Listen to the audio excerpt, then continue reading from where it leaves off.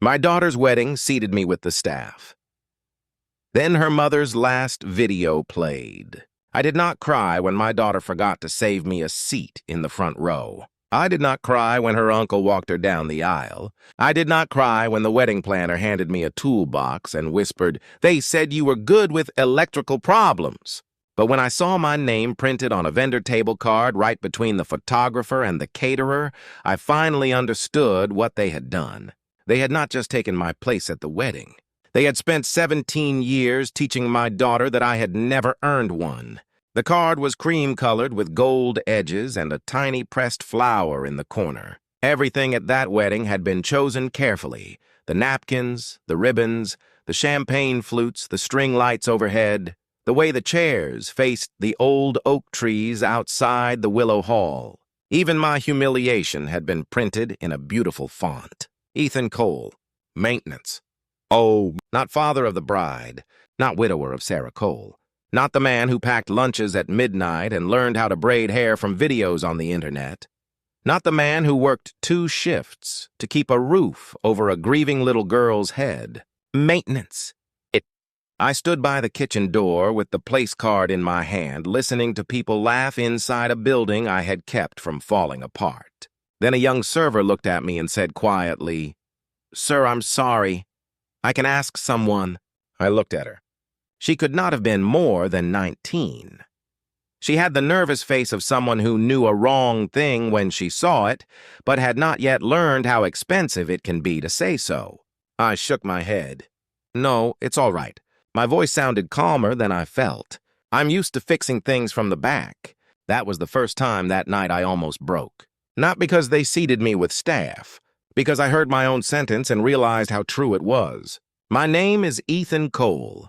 I was 45 years old when my daughter Grace got married at the Willow Hall, a place that had once smelled like hay, rainwater, and my wife's shampoo. By then, people called it a venue, i.e., a restored rustic estate, a charming family landmark. They said the Whitmores had preserved it beautifully.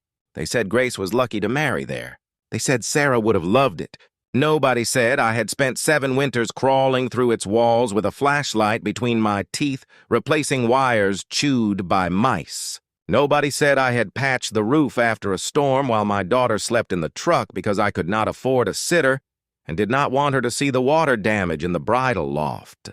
Nobody said I had paid 3 years of back taxes on that property when Marjorie Whitmore insisted it was not the time to trouble Grace with adult matters. That is the thing about being the man who fixes things. When they work, people forget you exist. When they fail, everyone knows your name. I was a maintenance electrician by trade. Hotel work mostly. Hospitals sometimes. Old buildings whenever somebody's cousin knew somebody who knew I would take a job nobody else wanted. I could read a breaker panel like some man read a face.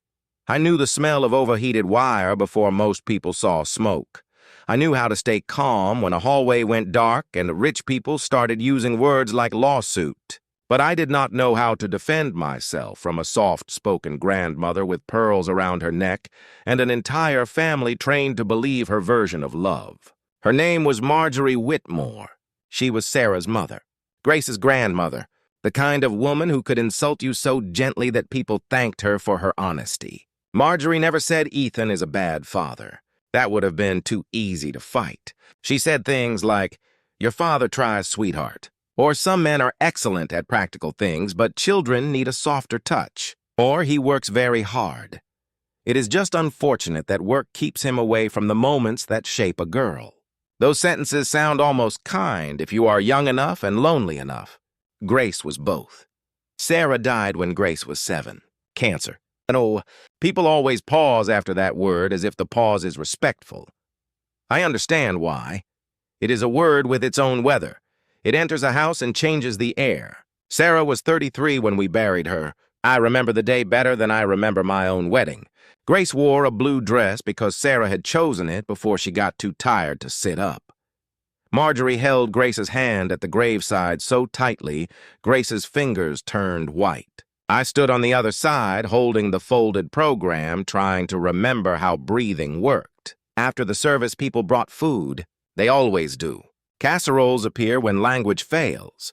Grace sat on the couch in her blue dress, eating nothing, staring at the hallway, as if Sarah might walk through it and apologize for the confusion. That night, after everyone left, Grace asked me who's going to know how to do my hair. I almost said I will, but I did not know, so I said I'll learn. It was the first promise I made badly and kept completely. That is how fatherhood after loss works. You do not become enough all at once. You become enough by failing publicly, researching privately, and trying again before your child wakes up. I learned ponytails first, then braids, bad ones, crooked ones. Braids that came loose by lunch and made Grace come home angry because Olivia Markham said they looked like rope.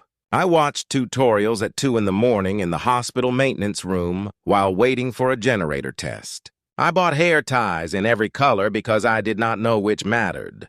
I burned pancakes. I packed lunches with notes I never signed because I was afraid she would be embarrassed. I sat outside ballet class in work boots and a gray uniform that smelled faintly of metal. Other mothers sat in leggings with coffee cups and talked about summer camps.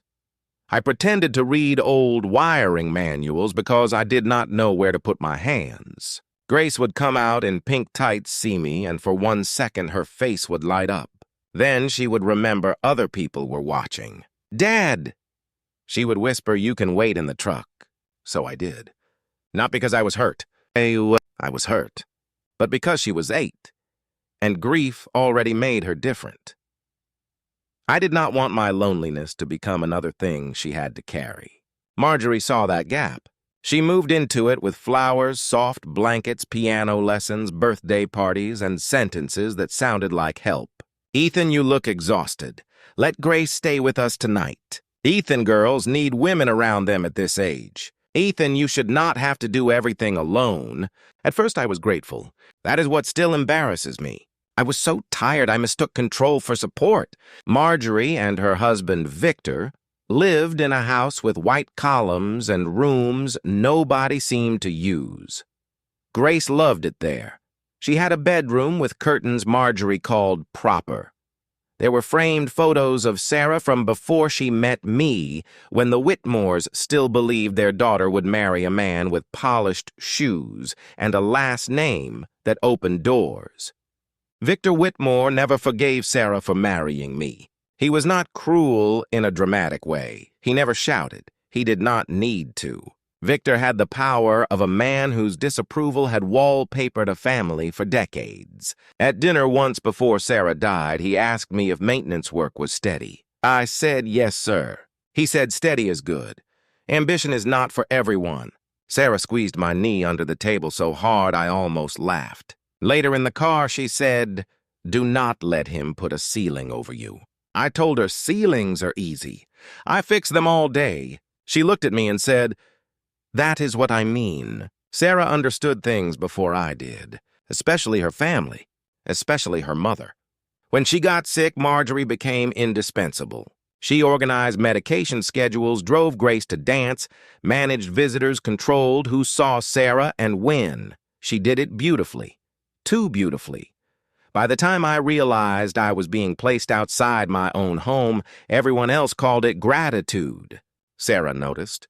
One night when the house was quiet and Grace had fallen asleep in a nest of blankets on our bedroom floor, Sarah asked me to close the door. Ow. She looked thinner every week, but her eyes stayed stubborn. There is no polite way to describe a dying woman trying to stay in command of her own story. It is holy and unbearable. She said my mother is going to try to make Grace a Whitmore. I said she is a Cole. She is both. That is not the problem. What is... Sarah looked toward the door. She will make Grace believe money is the same thing as presents. I did not answer because I did not know how. Sarah reached for my hand. You are not loud enough to fight her the way she fights. I can be loud. She smiled a little. No, you can be angry. That is different. She was right. I could be angry in a burst and then ashamed for a week. Marjorie could be calm for 17 years and call it love. A few days after that, Sarah asked me to bring the old camcorder from the hall closet. We had used it when Grace was born and again when she lost her first tooth. It still had a sticker on the side from a family trip to the lake. The last vacation before doctor visits replaced calendars. Sarah propped herself up with pillows. "Do not ask questions," she said. So I did not. She recorded for nearly an hour. Some of it was for Grace's 18th birthday, some for graduation, some for the day Grace became a bride. Sarah made me leave the room for parts of it. I stood in the hallway with my back against the wall, listening to her voice through the door, trying not to become the kind of man who interrupts a dying woman because he is afraid of being left. Afterward, she put the tapes and letters in a blue box. On top, she wrote in her careful handwriting, "For Grace on the day she becomes a bride. Keep this safe," she told me.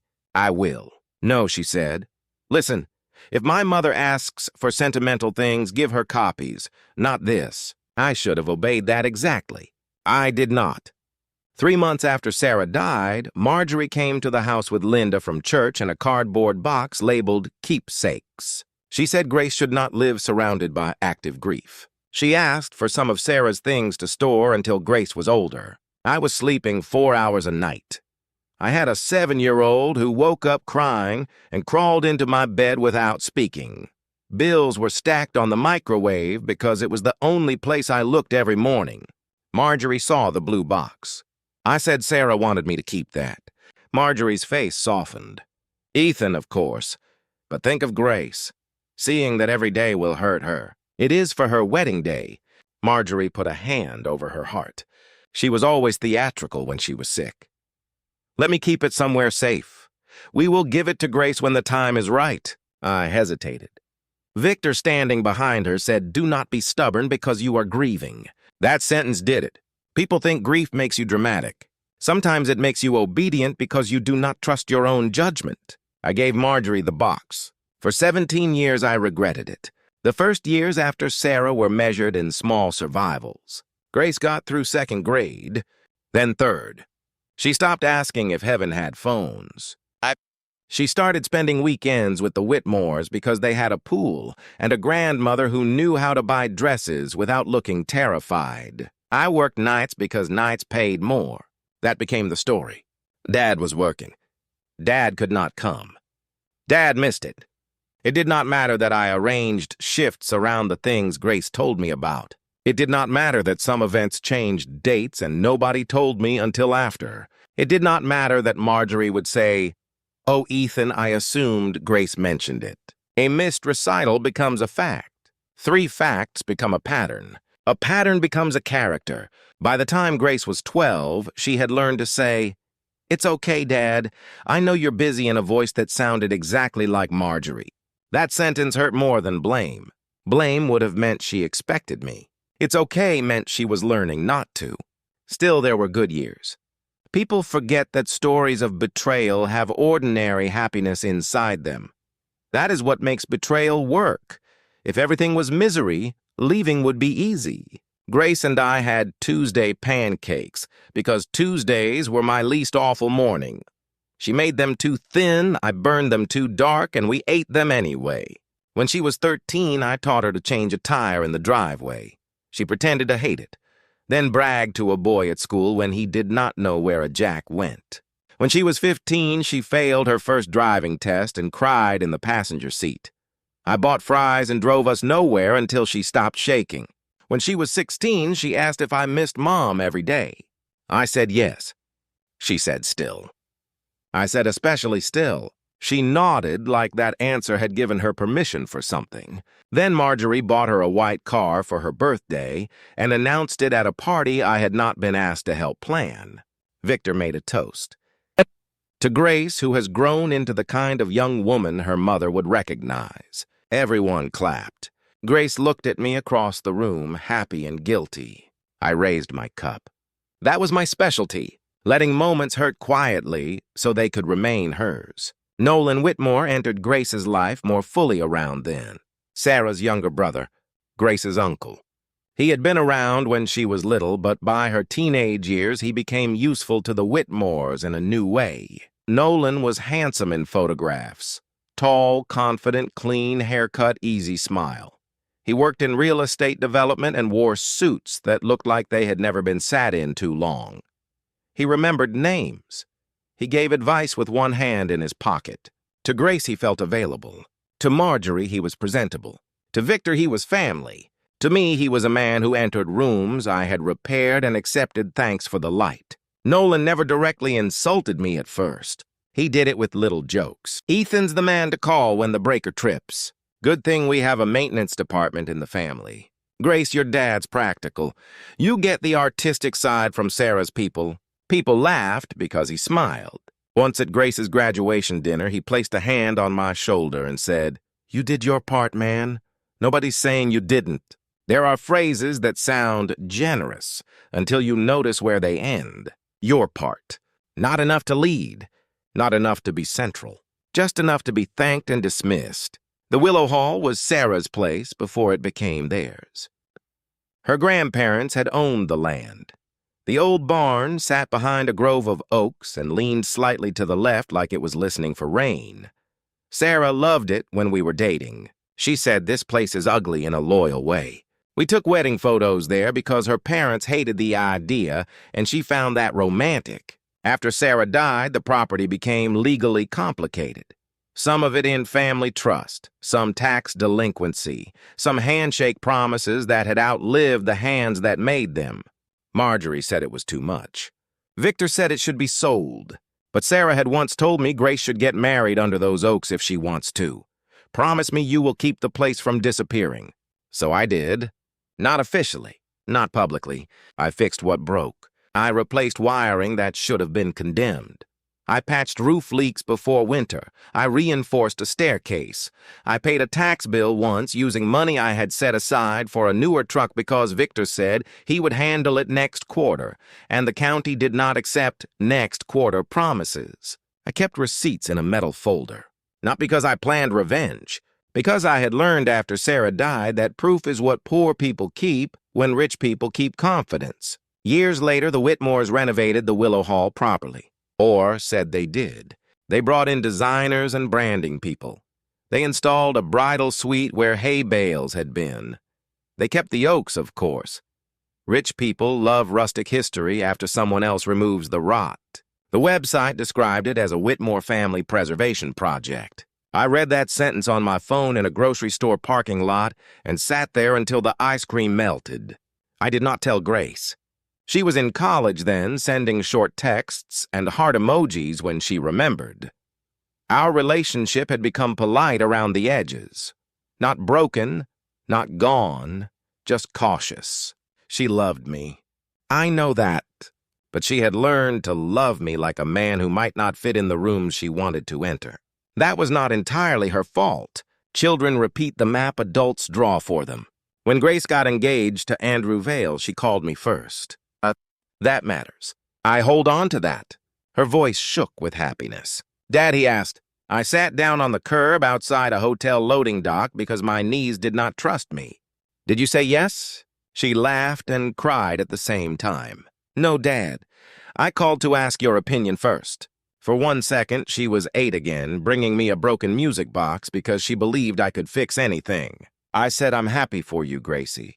Nobody else called her Gracie anymore. She went quiet. Thanks, Dad. I should have said more. I wanted to say your mother would be so proud. I wanted to say I still have the tie from our wedding if you want something of hers near you. I wanted to say please let me walk you all the way down the aisle because I have been walking behind you for so long. I do not know how to ask for a place beside you. Instead, I said, tell me what you need. That is the sentence men like me hide inside. Tell me what you need. It sounds helpful. Sometimes it is cowardice wearing work gloves. The wedding planning began as a flood of emails I was copied on and rarely addressed. Marjorie took charge naturally, like water moving downhill. Venue, Willow Hall. Flowers, white garden, roses, blue, delphinium, eucalyptus. Catering, local seasonal menu. Music string quartet for ceremony. Jazz trio for cocktail hour. DJ later. Father-daughter dance to be discussed. That line was in the first planning document. Oh, to be discussed. Nobody discussed it with me. Grace called sometimes. She sounded happy and overwhelmed. She asked if I could look over the venue electrical load because the lighting designer was worried about the outdoor canopy. I said yes. She said, "You're the best." I lived on that sentence for 3 days. Then Marjorie called to say I should coordinate with the rental company and not burden Grace with technical questions. "You understand," she said. "She is already under so much stress." I do understand. Wonderful. A month before the wedding website went live. Grace sent me the link with 3 heart emojis. I opened it at 2 in the morning during a break between maintenance calls. There were engagement photos in a field, a story about how Grace and Andrew met, a bridal party page, a section called Our Families. Under Grace's side, there were photos of Marjorie, Victor, Nolan, cousins, even a family dog that had died when Grace was 14. My name appeared near the bottom. Father of the bride, Ethan Cole. No photo, no sentence. I stared at the screen until the break room lights clicked off automatically. Then I moved my hand and they came back on. That is how I learned I had been reduced to a line item. Not erased entirely. That would have been too obvious. Just minimized enough that nobody could call it cruelty without sounding dramatic. Oh, I did not mention it to Grace. I told myself the website did not matter. I told myself weddings make people strange. I told myself this was her day. That sentence is dangerous. This is her day. People use it to excuse anything. A week before the wedding, I stopped by Willow Hall to check the outside panel. The place looked beautiful. It hurt how beautiful it was. The old barn doors had been refinished. The oak branches were wrapped with lights. The floor inside had been sanded and stained. There were mirrors in the bridal suite chandeliers over the reception space, and a plaque near the entrance that read, "The Willow Hall, preserved by the Whitmore family." I stood in front of that plaque long enough for Celia Whitmore to notice. Celia was Marjorie's niece, the unofficial family organizer. She wore linen and carried a tablet as if it were a weapon. "Ethan," she said brightly, "isn't it lovely?" "It is. We wanted to honor Sarah's side of the family." I looked at the plaque. Sarah had another side. Celia's smile tightened. "Of course. We included you on the seating list. That was the first warning. I just did not know it yet. On the morning of the wedding, I ironed my own shirt 3 times. The suit was old but clean. Navy. Sarah had picked it for a cousin's wedding years before and said it made me look less like I was about to crawl under a sink. I polished my shoes at the kitchen table. In my jacket pocket, I put Sarah's handkerchief. Blue edges, tiny embroidered S in one corner. I also put a copy of the trust documents and receipts in a large envelope. Oh, I did not plan to use them. I had carried versions of those papers to meetings with the Whitmores for years, and always chosen not to start a war in front of Grace. But that morning, for reasons I could not explain, I took them. Maybe grief has a current. Maybe Sarah was already moving through that day before I arrived. Willow Hall was alive with noise when I got there. Florists unloading buckets, groomsmen laughing too loudly, women in silk robes crossing the courtyard with champagne glasses. The air smelled like roses, cut grass, and expensive perfume. I saw Grace through a window. She was in the bridal suite, half-dressed hair, pinned up face turned toward Marjorie. She looked beautiful in a way that made me feel both proud and excluded, as if I had been allowed to see the moon through someone else's telescope. I lifted a hand. She did not see me. The wedding planner did. Her name was Elise, young, efficient, wired with panic under professional calm. "Mr. Cole." "Yes." "Oh, thank God." "They said you could look at the breaker panel. The uplights near the ceremony arch are flickering and the lighting team can't find the issue." I waited for the rest. There was no rest. "No, Grace wants to see you.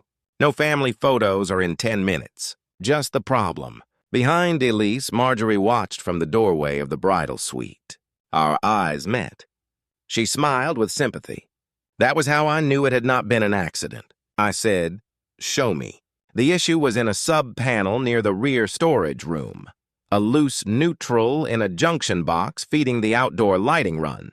Dangerous if ignored, simple if you knew where to look. I fixed it in 12 minutes. Oh, in those 12 minutes, I heard the photographer call for immediate family. I heard laughter outside. I heard Nolan say, "Where do you want me?" I heard Grace answer, "Right here." When I came back around the side of the building, family photos were almost done. Nolan stood beside Grace, one arm around her, smiling like a man who had rehearsed being necessary. Andrew, the groom, saw me first. He was a decent young man, nervous, kind eyes. He looked confused. "Mr. Cole," he said. "We were just—" Marjorie turned. "Oh, Ethan, there you are. The planner said there was an electrical emergency." Emergency. That word did a lot of work. Grace looked at me. Her face changed. "Dad, are you okay? I wanted to say I am standing outside your wedding photos with a screwdriver in my pocket. What do you think?" Instead, I said, "All fixed." She smiled with relief. "Thank you. Thank you. Not come stand beside me. Not," we waited. "Thank you." The photographer glanced at Marjorie, then at his schedule. "We can do one quick father-bride shot," he said. "Quick, father-bride. Like a maintenance note." Grace stepped toward me. I saw uncertainty in her eyes, and under it something else. Guilt, maybe. Or habit. She kissed my cheek. The photographer snapped 3 photos. In all 3, I still had a faint smudge of dust on my cuff from the panel. Nobody told me. The ceremony began at 4. Guests sat in white chairs under the oaks. The string quartet played something Sarah would have called pretty, but emotionally manipulative. I stood near the back because nobody had told me where to sit. An usher with a headset asked my name. "Ethan Cole." He checked a clipboard. His eyes moved once, then again. Bride side, sir. There should be reserved seating." He led me down the aisle. For 1 second, my heart lifted. Then he stopped at the 3rd row from the back. Not the front. Not beside Marjorie and Victor. Not where a father sits when his only daughter becomes a bride. A small card on the chair read, "Family Overflow." I sat. I told myself it was fine. That word again. Fine is what men say when they do not want to ruin something they are already losing. The music changed. Everyone stood. Grace appeared at the end of the aisle. For one breath, I forgot everything. She was my daughter. Oh, not Marjorie's project. Not Victor's granddaughter. Not Nolan's photo opportunity. Mine and Sarah's. Her eyes searched the crowd. I raised my chin slightly. She saw me. Then Nolan stepped beside her. The room blurred at the edges. I had not been told. Nobody had called. Nobody had said Ethan Grace has chosen Nolan. Maybe Grace had been afraid to tell me. Maybe Marjorie had told her it would hurt me less if it happened quickly. Maybe Nolan had framed it as honoring Sarah's side. Maybe all of that. Maybe none. But my daughter walked down the aisle on another man's arm while I sat 3 rows from the back in family overflow. I did not cry. I watched her. Because that was still my job. At the front, Nolan kissed her cheek and handed her to Andrew with the solemn expression of a man returning something he owned. Grace did not look back at me. The ceremony was beautiful. That is another thing I hate admitting. Andrew cried during his vows. Grace laughed through hers. The breeze lifted her veil at exactly the right moment, and everyone sighed like life had a director. I fixed my eyes on the lights strung through the oak branches. They did not flicker. That was something. After the ceremony, guests moved inside for cocktail hour. I tried to reach Grace, but she was pulled into photos. Congratulations, champagne, Marjorie's hand at her elbow. Nolan passed me with 2 glasses. Lights held up, he said. I looked at him. He smiled. Good work. Those 2 words were almost enough. But the night had more patience than I did. Dinner seating was posted on a framed chart near the entrance. I found table 1, bride and groom. Table 2, Whitmore family. Marjorie, Victor, Nolan, Celia. Table 3, Vale family. I searched for my name. Not table 4, not 5, not 6. A server carrying bread rolls pointed gently toward the back. Vendors are through there, sir. I thought she had misunderstood. Then I saw the card. Ethan Cole, maintenance. The vendor table was near the kitchen door, partially hidden by a folding screen decorated with flowers. The photographer had a place card. The DJ had one. The catering lead had one. And me. For a moment, the room went perfectly silent inside my head. Then sound returned all at once. Forks, laughter, glass, the DJ testing a microphone, Marjorie's voice saying, "Where is the cake knife?" I picked up the card. The young server apologized. I said the sentence about fixing things from the back. Then I sat down. There are humiliations people design because they want you to explode. If you explode, they can point at the mess and say they were right about you. So I ate the salad. I listened to toasts from a corner of my daughter's wedding. Victor spoke first. He talked about legacy, about family stewardship, about Grace growing up surrounded by the steady love of those who knew Sarah best. People nodded. Marjorie spoke next. She cried at the correct moments. She said, "After we lost Sarah, we all wondered how this little girl would find her way. But Grace was never alone. This family made sure of that." Applause. I folded my napkin under the table until the edges aligned. Then Nolan stood. He looked natural with a microphone. "I was honored today to walk Grace down the aisle," he said. The room softened. "She has always been like a daughter to me." A few people wiped their eyes. He looked toward Grace. "Your mother would be so proud, and I hope in some small way I helped carry her love to you when she could not be here." The applause was louder that time. Grace cried.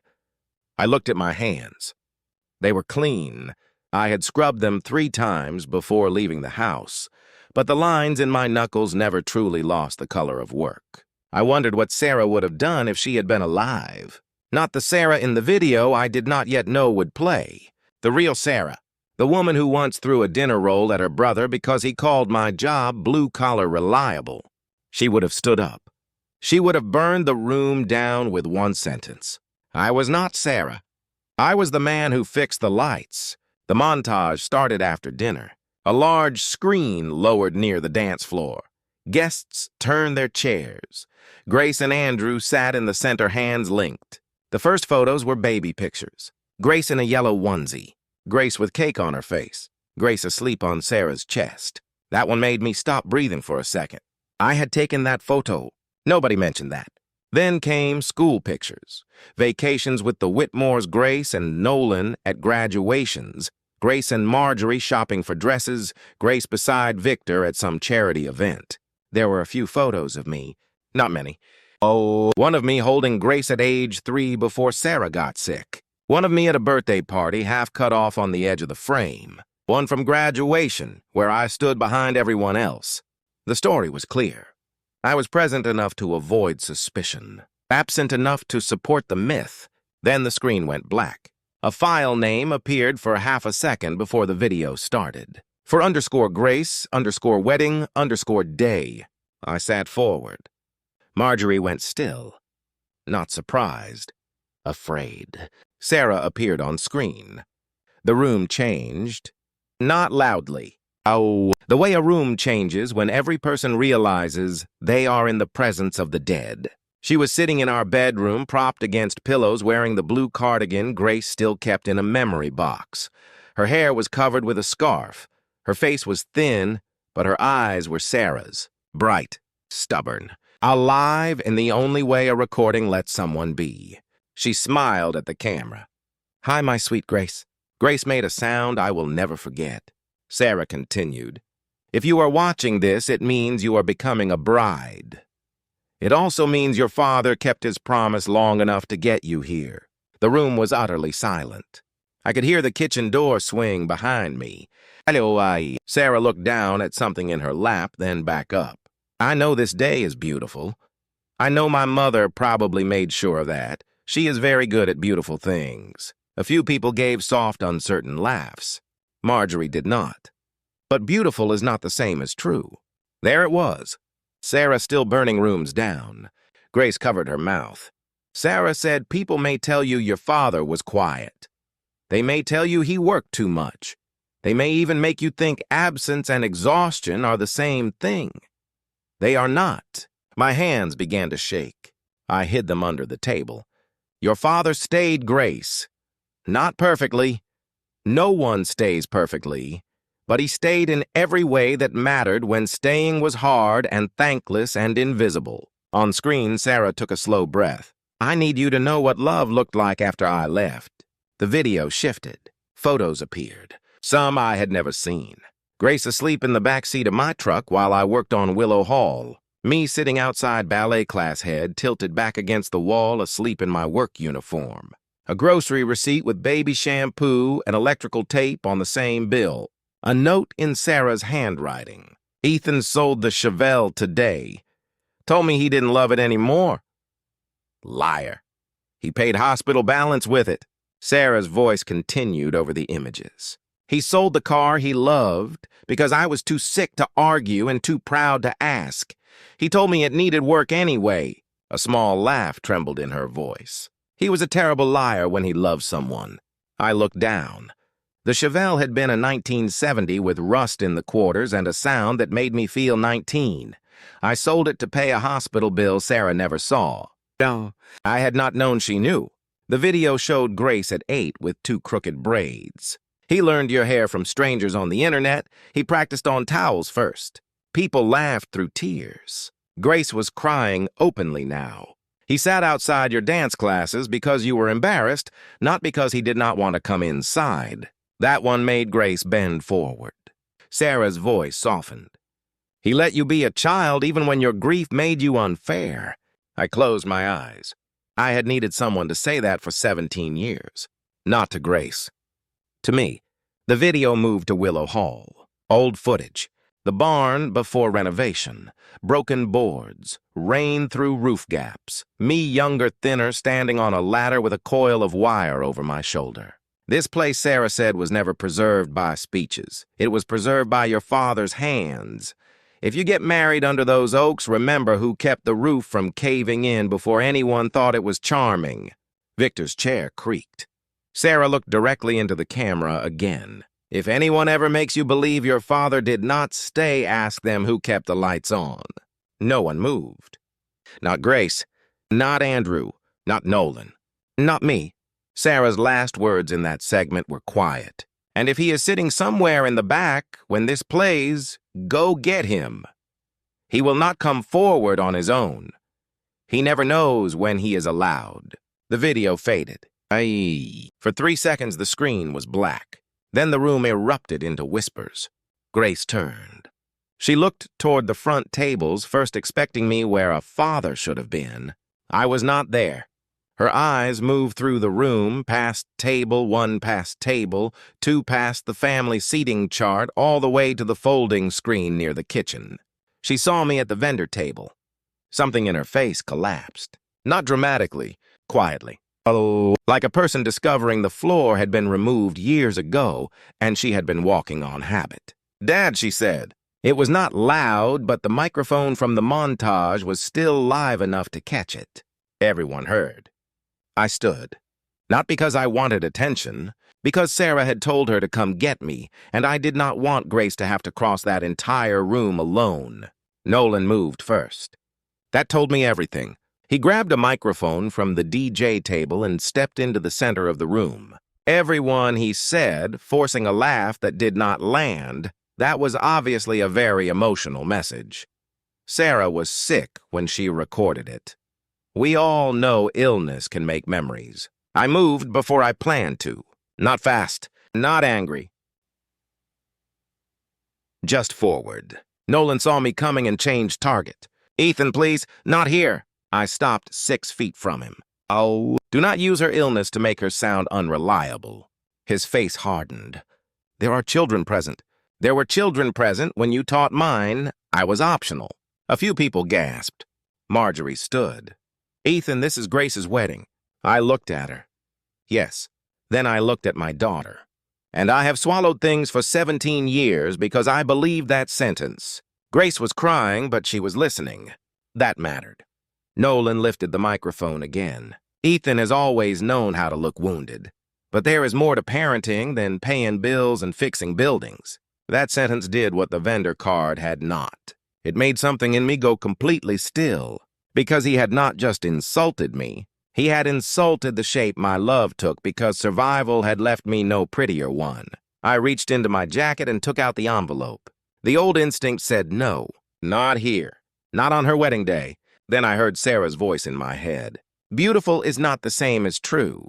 I handed the envelope to Grace, not to Nolan. This is not for the room, I said. This is for you. But he is lying loudly, so I will answer quietly. Grace took it with shaking hands. Inside were copies. Trust documents Sarah had asked me to protect. Receipts for Willow Hall repairs. Tax payments. School payments. Medical balances. Tuition deposits. Emails. A forged release. The kind of paper nobody wants at a wedding unless the wedding has been built on pretending paper does not exist. Nolan laughed once. This is pathetic. Mara Ellis was not in this story. I had no lawyer at the wedding. I had something less cinematic and more dangerous. I had kept everything. Poor men learn to keep paper because rich people can afford confidence. I said Sarah's trust had rules. Victor stepped forward. Ethan. That was the first time he said my name that night. Not Mr. Cole. Not maintenance. Ethan. I almost smiled. I said the trust was for Grace.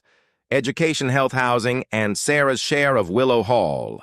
It required 2 signatures for withdrawals above $10,000. Mine and Marjorie's until Grace turned 25. Marjorie's face went white. Grace looked at her grandmother. What? Nolan snapped, this is not the time. I said you used my signature on a release I never signed. The room went so quiet, I could hear the string lights hum. Victor said, careful. I looked at him. I have been careful since the day Sarah died. That is how we got here. Grace unfolded the document. Her hands shook harder. Dad, she whispered. What is this? A release saying I approved a temporary transfer from your trust to cover venue improvements, Nolan said, which benefited Grace. I turned to him. Then why did the money go through Harborline Development? His mouth opened. Closed. I said, your company. Andrew stood beside Grace now. He was pale. Grace. He said softly, let me see. She handed him the paper. Andrew read quickly. His father, a quiet man named Paul Vale, who had barely spoken to me before that night, stood and moved closer. I later learned he was a retired accountant. At that moment, he looked at Nolan with the expression of a man seeing math misbehave. Nolan tried charm again. Look, family finances are complicated. I nodded. They are. That is why I brought copies. I did not expose every detail in that room. Despite everything, I still had mercy left, and I hated that about myself for a while. But I exposed enough. The venue funds, the forged release, the emails where Nolan asked Marjorie to float the trust distribution until a closing came through. The invoice where my old repair receipts had been counted as Whitmore preservation expenses. The plaque, preserved by the Whitmore family. I had paid the county tax bill the year Willow Hall was nearly lost. The receipt had my name on it. Victor stared at it as if paper had betrayed him personally. Marjorie whispered, we were protecting Grace. That sentence, after all these years, finally sounded naked. Grace looked at her. From what? Marjorie's lips trembled. From instability. Grace turned toward me. I knew what she was asking without words. Was he instability? Was my father the thing you were protecting me from? Marjorie did not answer. Nolan did because men like Nolan cannot leave silence alone. From a life of watching him struggle, he said. There it was. Not villainy, worse. Their truth. They had not simply thought I failed. They thought my effort was embarrassing. Grace flinched like he had struck her. I said I struggled because your sister died and left me with a little girl who needed shoes more than I needed dignity. Nolan looked away. The room had chosen its silence now. Not against me. Against them. That is how revenge happened. Not with shouting. With 100 people understanding at once that the story they had been sold no longer fit the facts. The videographer, a nervous man with a beard and round glasses, appeared near the DJ booth. He raised his hand halfway. I'm sorry, he said. I think I should say something. Everyone turned. He looked terrified. I digitized the tapes from a box Mrs. Whitmore provided last month. There were multiple files. The wedding day video was marked for Grace. I assumed it was supposed to be included. Marjorie whispered, "I told you not to use that one." The microphone caught it. That was the second collapse. The first was Sarah's truth. The second was Marjorie admitting she had tried to control whether Grace heard it. Grace stared at her grandmother. "You had Mom's video." Marjorie's face crumpled. I was waiting. "For what?" "For you to be ready." Grace looked around the room, then down at the vendor table card still lying near my plate. "I got married today," she said. "How much more ready did you need me to be?" No one answered. The wedding did not end in one dramatic explosion. Real pain rarely respects structure. Some guests left quietly. Some stayed because people are curious and weddings have paid bars. Andrew took Grace outside for air. His mother followed with tissues. Paul Vale asked me if he could take photos of the documents. I said Grace could decide. Victor made phone calls in the hallway. Celia cried in a bathroom and told someone this was a nightmare for the family image. Nolan disappeared for 20 minutes, then returned without his boutonniere and acted as though he had been advised not to speak. Marjorie sat at table 2, staring at the screen where Sarah's face had been. I stood near the back, unsure what a father does after being resurrected in public. Grace found me by the side exit. Her makeup was ruined. Her dress trailed over concrete. She looked younger than she had all day. "Dad." That word stopped me. Not Ethan. Not hey. "Dad." I turned. She walked toward me, then stopped before touching me. That restraint hurt and comforted me at the same time. She understood enough not to act like a hug could repair a childhood. I didn't know she said. "I know." "Do you?" I looked at her. "Yes." She cried harder. "I should have known." "Number." The word came out sharper than I meant. "Oh." She stared. I softened my voice. "No, Gracie. Children should not have to cross-examine the adults who say they love them." She covered her mouth. "I let Uncle Nolan walk me. I saw. I thought you didn't want." She stopped. Because even as she said it, she heard the shape of the lie. I said, "Who told you that?" She looked toward the hall. "Grandma said you'd be uncomfortable, that you hated attention, that Mom's family wanted to honor her." "I do hate attention." A broken laugh came out of her. I tried to smile. "But I would have walked you." Her face broke open. "I'm sorry." I wanted to say it was okay. It was not. So I said I know. That was the beginning of honesty between us. So, not forgiveness. Not yet. Honesty. Inside, the DJ announced the first dance because somebody had decided the schedule should continue. There is something grotesque about event timelines during emotional disaster. Cake still waits. Rentals still charge by the hour. Music still has cues. Grace looked toward the reception room. They're waiting for the father-daughter dance. My chest tightened. With Nolan. She closed her eyes. That was the plan. I nodded once. She looked at me quickly. "No, I mean, I didn't understand." "I know. Can you stop saying that like it doesn't hurt?" That made me look away. Because she was right. I had turned understanding into a wall. She could not reach me if every apology landed on "I know." I said it hurts. She nodded, crying. "Good." Then she winced. "I don't mean good." "I know." She almost laughed through tears. I said that one was allowed. For the first time that day, she smiled like my daughter. Small. Ashamed. Real. The DJ's voice came again, uncertain. Bride and father figured to the dance floor. Father figure. The words drifted through the open door and landed between us. Grace's expression changed. She lifted the front of her dress slightly. "I can't go back in there yet." "You don't have to." She looked at the lawn behind Willow Hall, where the old oak lights glowed in long lines across the grass. "Can we just walk?" That was our dance. No applause. No circle of guests. No photographer directing us to look natural. Grace took off her heels and left them by the step. I offered my arm. She took it. We walked under the lights I had fixed that morning beside the building I had kept standing when nobody was taking pictures. For a long time, neither of us spoke. Then Grace said, "Did Mom really say more?" "Yes." "What did she say?" I thought carefully. "She said you would be stubborn. Grace gave a wet laugh. She said you would blame yourself for things adults did. She stopped walking. I continued because Sarah had earned that truth. She said, if I loved you, I should not make you choose between her family and me. She said your heart would already be split enough. Grace whispered, so you let them have me. I looked at the lights. Number. The answer surprised her. I let you have peace where I could. I thought peace was better than being right. Oh, was it? I looked at my daughter in her wedding dress, barefoot in the grass, crying under rented lights. Number. That answer was for both of us. After that night, the fallout was less dramatic than people would expect and more satisfying in ways that matter. Grace postponed her honeymoon by 3 days. Not canceled. Not ruined forever. She and Andrew made that choice together. He stood beside her in a way I respected more with every hour. The next morning, she asked me to come to their apartment.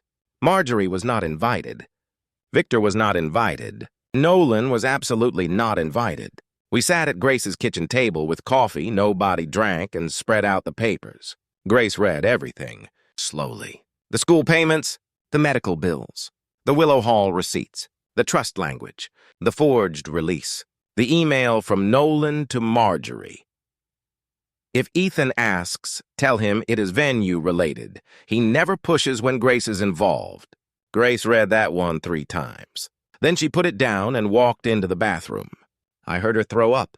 Andrew started to rise. I stopped him. Give her a minute. He looked at me like he wanted to argue. She hates being watched when she's ashamed, I said. Oh, he sat back. A minute later, Grace came out, rinsed face, red eyes, standing straighter. My whole life, she said, I thought you just didn't fight for things. I said nothing. She looked at the papers. You were fighting bills and roofs and my trust and grandma and still making pancakes. They were bad pancakes. She cried again. They were. Andrew touched her back. Grace looked at me. I need to ask something ugly. Ask, did you resent me?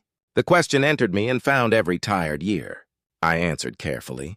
Sometimes I resented what grief required of us. Sometimes I resented adults who made things harder. Sometimes I resented being thanked for surviving instead of seen for loving. Her chin shook. But not you. She nodded once like a child receiving medicine. Then she said, I resented you. I know. She glared through tears.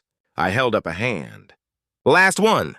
That almost made her smile again. She said, I thought you made me feel guilty because you were sad. I probably did sometimes.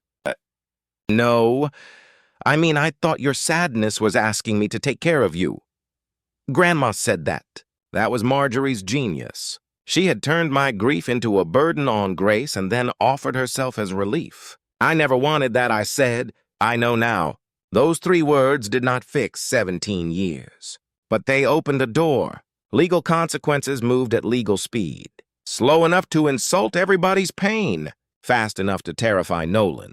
Grace hired her own attorney, not one recommended by Victor. Paul Vale helped her find a trust specialist. The first review found irregularities. The second found more. Nolan had not stolen everything in a simple cartoon way. It was worse because it was plausible. Temporary transfers, administrative fees, venue improvement reimbursements, consulting invoices, payments routed through Harbor Line Development. Money leaving Grace's trust in ways that could be explained if you did not ask who benefited and who signed. The forged release became the center. My signature looked almost right. That offended me. Not because it fooled people, because whoever forged it had reduced me to a shaky idea of myself. They made the E too sharp. Sarah used to tease me that my signature looked like a tired bird. The forged one looked confident. That was how I knew Nolan had not done it by hand. He wanted